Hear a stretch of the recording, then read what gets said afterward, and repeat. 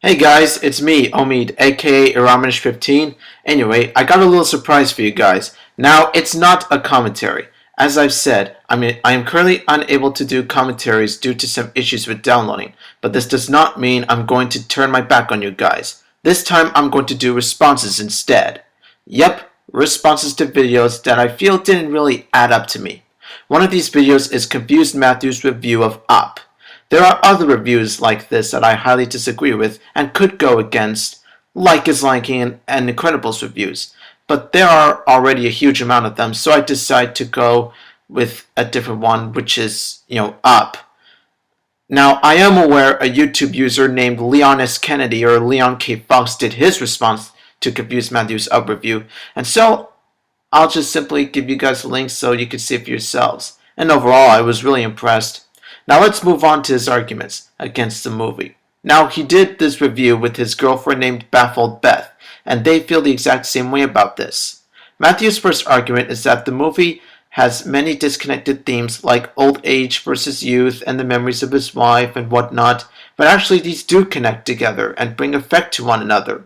Before Carl's wife, Ellie, died of old age, he was his own youthful, happy self. He devoted and dedicated his adventurous, happy life to Ellie, and now that he's lost her, he has also lost that dedication and happiness which turned him into a grumpy, bitter old man, but committed to go adventure to Paradise Falls by tying all these balloons to the house to make it fly. And Randall does relate to this theme by resembling Carl's younger self and sharing his side story, which is neglect by his dad and divorce and all that. So yeah, you should really think about that, dude. Now, the next argument I really disagree with Matthew on is that kids are not going to understand this because he's a senior citizen living a life and all that. Dude, kids are not idiots, okay? And you cannot blame this on Pixar. I mean, it's Pixar, for God's sake. The people who made Incredibles and Finding Nemo, which were more than entertainment, which also had heart and messages. It's not DreamWorks Animation where it's just jokes and kid stuff and all. So what if it's complicated for kids? It's supposed to be. It's supposed to teach them moral lessons in real life situations because as they get older, they're gonna deal with these kinds of situations and they can relate to this and realize that life is not all sunshine and rainbows. So they use Carl to relate to them and their future selves. The film also uses Carl and Randall to help children relate, thus it improves the quality of the film. Some children whose pet goldfish or even worse a family member died can relate to Carl because the very person whom he has loved all his life and the only one he ever had died and now he's alone again, which changes his mood. Some others who had divorced parents were easily affected by this can relate to Randall. Honestly, I wonder what movies you would show to your kids. I'm sorry.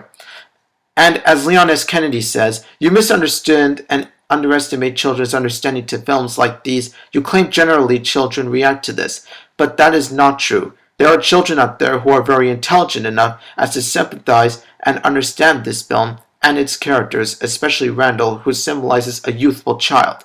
Next point, Matthew and Beth make it is that the film is off point, where, as they say, other Pixar's films are on point.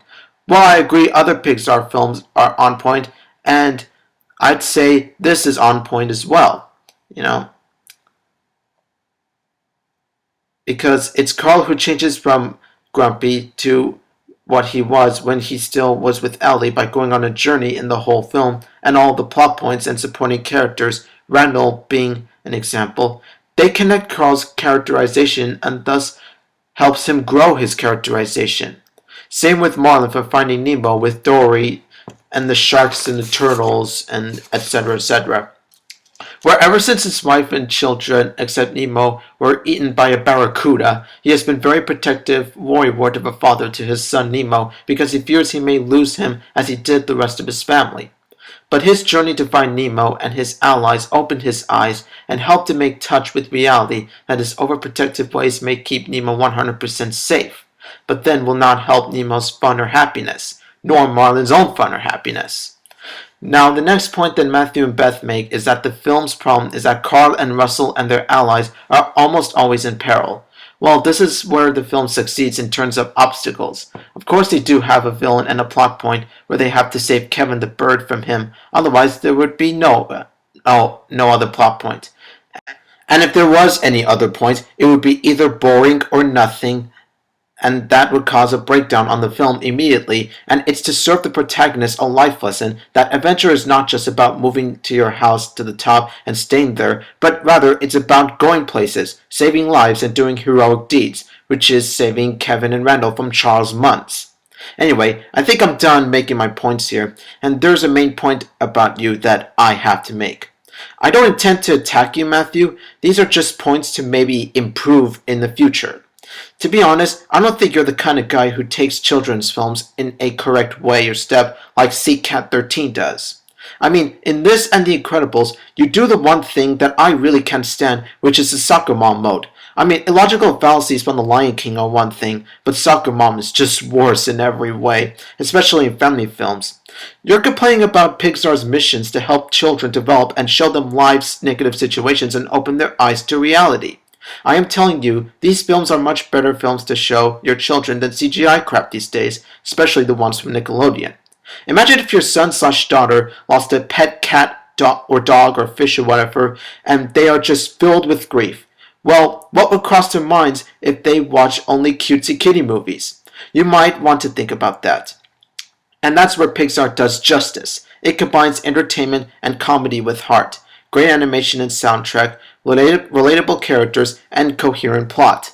Of course, you're talking to a guy who's been a Pixar film almost all his life, and, it's my favorite animation company of all time. So, another thing, too, is that you have to understand these films before you review them, and that's the problem with your Lion King reviews that Savage Broadcast and Shinobi Flair commented on, by the way. I give props to both you guys for making excellent points. Keep on rocking.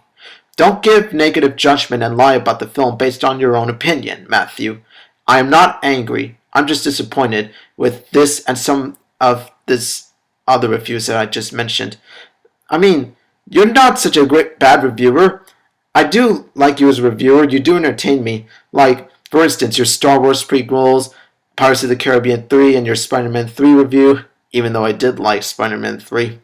So yeah, you might just want to, think about those works that you did and use them not just for your great work of art, but also for your inspiration, for your influence to make better reviews. So yeah, I'm sorry, but here's advice to you, homie. Either improve on family films or just review PG-13 and up movies like you did, like those ones before. So yeah, this is my response to Confused Matthew's review of Up. I really like the film and I highly recommend it for all ages. And Matthew, take no offense to everything I just said. Please, thanks for listening, and I'll see you around.